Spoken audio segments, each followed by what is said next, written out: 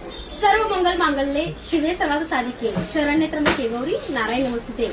आता विचार करतच असाल की सकाळी महालक्ष्मी साडी घातली ताईंनी, आता वेगळीच. तर बघा आताची जी मोर पैठणी आहे ती आपण बघा वुमन्स डे निमित्त लॉन्च केली आणि खास करून याच्यामध्ये ग्रीन कलर. तर बघा मुंबईला मी ओपनिंगला गेले होते तर बऱ्याच ताईंना बघा ग्रीन कलर आणि लाल कलरचं कॉम्बिनेशन खूप आवडलं म्हणून साडी खास बघा मी बनवून घेतली.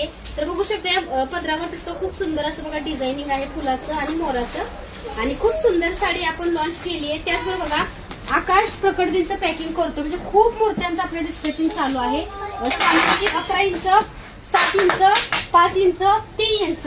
तसं बघा हळदीचं कुंकू आपल्याकडे बघा आपण बनवलेलं आहे. ह्याच्यामध्ये बघा प्युअर हळदीचं कुंकू श्रीयंत्रासाठी आणि हळदीचं लिंपण किंवा देवी देवतांना लावण्यासाठी हळद हे सुद्धा आपण तयारी केली गुढीपाडवा प्रकटदिनची. त्याचं बघू शकताय साड्यांचं पण हे बघा साड्यांचं डिस्पॅचिंग बघा ही कुठल्या ताईंची साडी आहे ही बघा देवेनी ताईंची साडी आहे खूप सुंदर अशी ऑर्डर. तर अशा महालक्ष्मीच्या साड्यांची ऑर्डर सुद्धा भरपूर ताईंची चालू आहे.